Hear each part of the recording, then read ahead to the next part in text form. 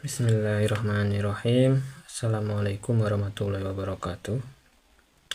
Alhamdulillahirabbil alamin wa bihi nasta'inu ala umuri dunya waddin. Wassalatu wassalamu ala sayyidina Muhammadin wa ala alihi washabihi ajmain. Amma ba'du. Puji syukur kehadirat Allah Subhanahu wa taala yang telah memberikan nikmat kita kesehatan dan nikmat iman sehingga kita tetap bisa beraktivitas khususnya dalam masih vibesnya tahun baru ya. Tak lupa juga salawat serta salam semoga tercurah limpahkan kepada junjungan kita semua, yakni Habibana wa Nabiyana Muhammad Sallallahu Alaihi Wasallam. Sebelumnya perkenalkan, nama saya Hilman Badruzaman dari Prodi Teknik Sipil Fakultas Teknik Universitas Perjuangan Tasikmalaya. Di sini saya akan memaparkan tugas dari tugas sebelumnya, yaitu review dokumen analisis dampak lalu lintas dari dua objek yang sudah diteliti. Yaitu yang pertama Andalalin RSUD Datu Sanggul Kabupaten Tapin. Yang kedua Andalalin Hotel Horizon Palma Kabupaten Pangandaran, yang dikerjakan secara berkelompok.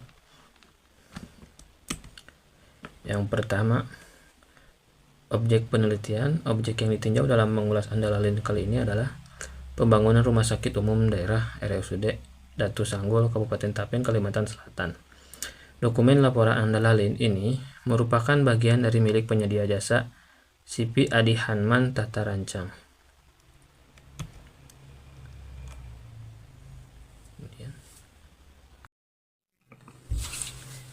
Kemudian berikutnya ada sistematika dokumen. Isi tentang dokumen Andalalin ini mengulas tentang diantaranya bab 1, pendahuluan dengan cakupan terdiri atas latar belakang, identifikasi masalah, maksud dan tujuan, ruang lingkup, pedoman analisis, batasan pengertian, dan menjelaskan lokasi kegiatan. Bab 2, tinjauan teoritis mengenai Andalalin serta sistem transportasi, kinerja jaringan jalan, dan kinerja simpang, kemudian analisis penanganan masalahnya. Bab 3, metodologi dan pendekatan. Bab 4, menjelaskan bagaimana gambaran umum tentang lokasi daerah studi yang ditinjau dalam menganalisis dampak Andalalin. Bab 5, memaparkan analisis kinerja jaringan jalan sekitar kawasan pembangunan. Bab 6, memperkirakan dampak dan implementasi. Bab 7, penjelasan mengenai kesimpulan. Selanjutnya latar belakang.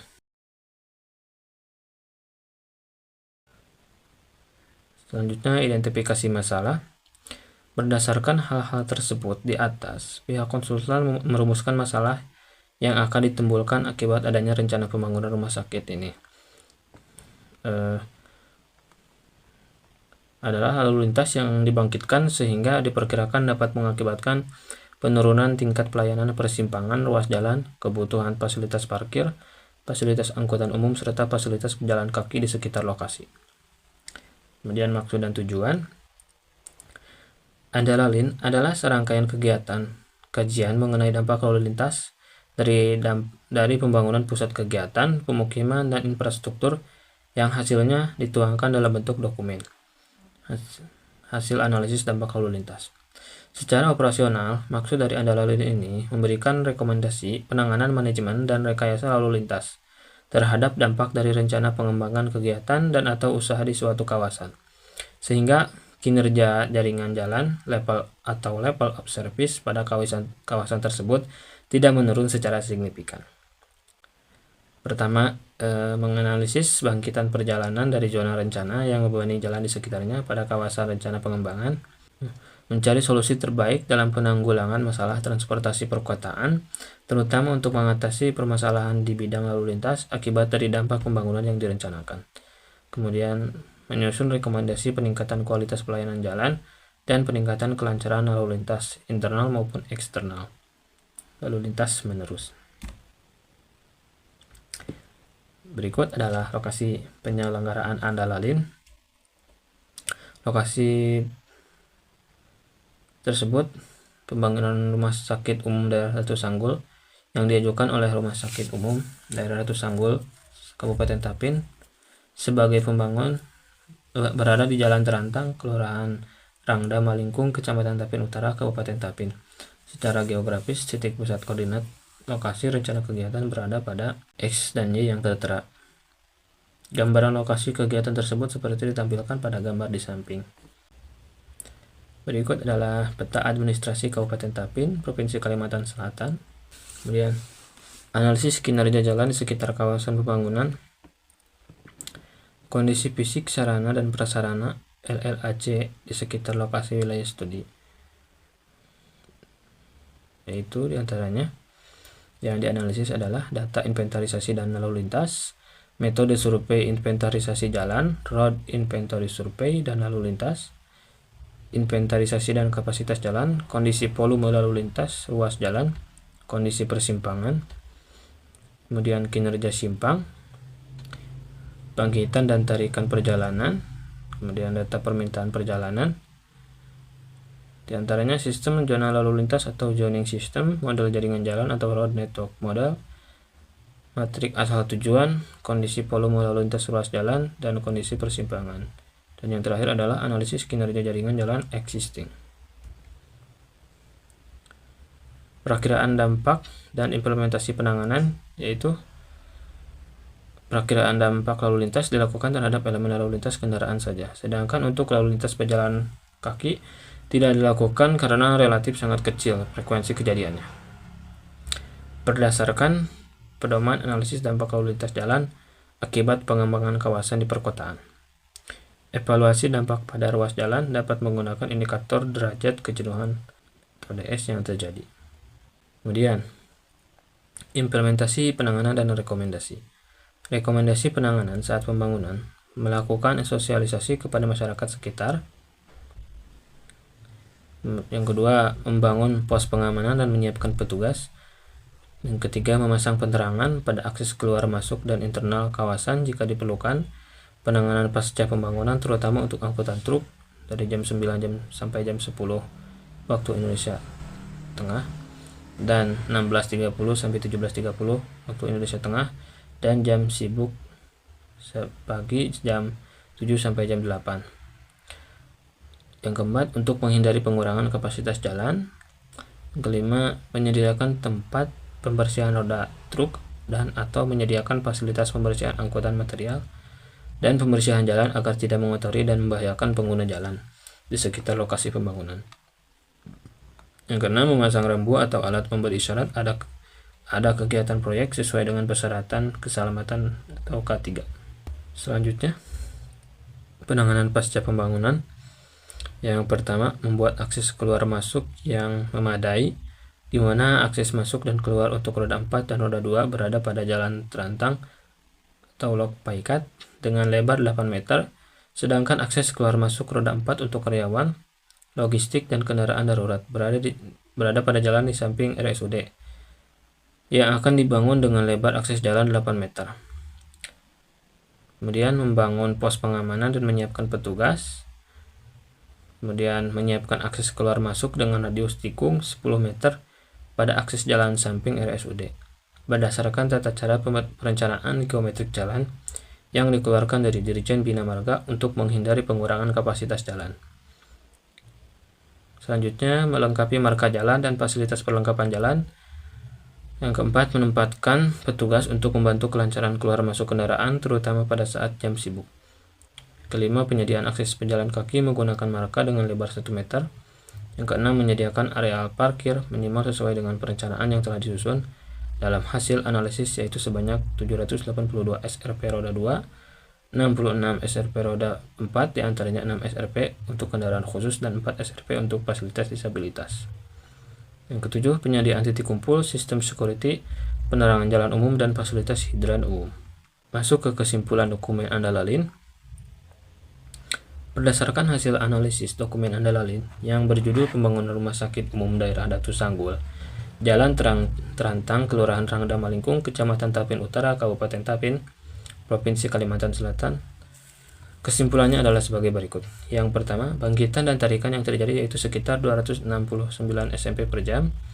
Jam puncak lalu lintas pada hari kerja di ruas jalan yang ditinjau terjadi pada pukul 9 sampai pukul 10. Yang ketiga, manajemen simpang tak bersinyal pada simpang 4 Jalan Jenderal Sudirman dan Jalan Terantang memperlihatkan kinerja yang masih baik atau ITP B. Oleh karena itu, pengaturan simpang tak bersinyal masih bisa diterapkan sampai dengan 5 tahun yang akan datang. Berdasarkan dampak langsung yang akan terjadi pada ruas jalan terantang, maka peningkatan nilai DS terbesar yang terjadi akibat pembangunan rumah sakit umum ini adalah pada segmen ruas jalan terantang atau lok paikat di semua segmen sebesar 0,13 sampai 0,14 pada proyeksi 5 tahun mendatang. Yang kelima, rencana ruang parkir rumah sakit umum ini yang direkomendasikan yaitu sebanyak 66 SRP satuan ruang parkir roda 4 dan 782 SRP roda 2 sudah memenuhi syarat jumlah minimal yang diperlukan berdasarkan aturan yang berlaku. Kemudian yang keenam, kondisi jalan normal sesuai dengan aturan yang berlaku, maka dari itu perlu penanganan preventif terhadap lalu lintas, baik oleh pelaksana kegiatan maupun dari pemerintah, baik pada saat pembangunan maupun pasca pembangunan. Kemudian lanjut ke objek penelitian yang kedua, yaitu Hotel Horizon Palma, Kabupaten Pangandaran, Jawa Barat. Dokumen laporan Andalalin ini merupakan bagian dari milik penyedia jasa PT SCI Mitra Konsultan. Sistematika dokumen. Latar belakang, maksud dan tujuan. Maksud dari studi ini adalah untuk melakukan analisis sejauh mana dampak dari pengembangan Hotel Horizon Palma Pangandaran terhadap lalu lintas di sekitar lokasi dan mencari upaya penanganannya. Sedangkan tujuannya adalah mengidentifikasi untuk kinerja lalu lintas di sekitar Hotel Horizon Palma Pangandaran sebelum adanya pengembangan. Yang kedua, memprediksi besarnya tarikan akibat dibangunnya Hotel Horizon Palma. Yang ketiga, memprediksi permasalahan yang akan timbul setelah pengembangan. Yang keempat, melakukan pengaturan serta optimalisasi terhadap prasarana yang ada guna meminimalisasi permasalahan lalu lintas di sekitar daerah pengembangan. Yang kelima, menyusun rekomendasi penanganan. Lokasi penyelenggaraan Andalalin yaitu di Jalan Pantai Barat nomor 91 Pangandaran, Kecamatan Pangandaran, Kabupaten Pangandaran, Jawa Barat.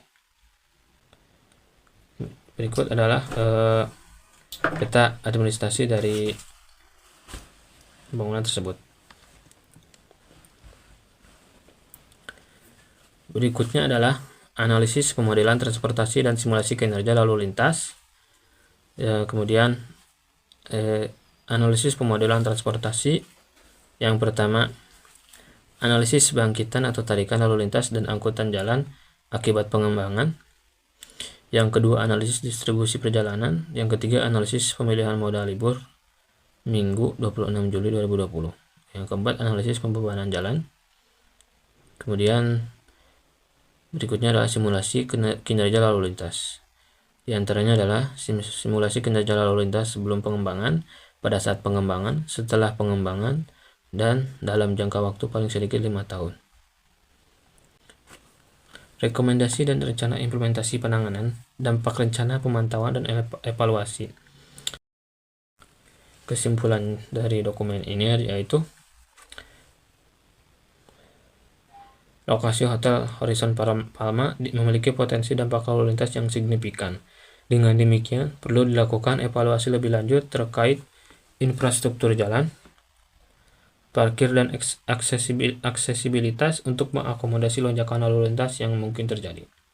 Dalam jangka pendek, pembangunan Hotel Horizon Palma dapat menyebabkan peningkatan lalu lintas di sekitar area proyek. Oleh karena itu, perlu dilakukan langkah-langkah pengendalian lalu lintas sementara, seperti pengaturan lalu lintas dan penempatan lampu lalu lintas yang tepat. Dalam jangka panjang, Hotel Horizon Palma diharapkan dapat memberikan kontribusi positif terhadap pertumbuhan ekonomi daerah, namun juga dapat berdampak pada peningkatan lalu lintas secara keseluruhan. Oleh karena itu, perlu dilakukan perencanaan yang matang untuk mengatasi dampak lalu lintas jangka panjang seperti pengembangan infrastruktur jalan yang memadai dan diversifikasi moda transportasi. Dan yang keempat, dalam analisis dampak lalu lintas juga diperhatikan aspek keamanan dan keselamatan lalu lintas, terutama di sekitar akses masuk dan keluar Hotel horizontal. Pengaturan yang baik seperti rambu lalu lintas, marka jalan, dan penerangan yang memadai harus dipertimbangkan untuk mengurangi potensi kecelakaan lalu lintas. Ya, sekian dan terima kasih. Terima kasih atas perhatiannya. Mohon maaf apabila ada kesalahan kata maupun susunan PowerPoint-nya. Saya ucapkan mohon maaf. Terima kasih. Wassalamualaikum warahmatullahi wabarakatuh.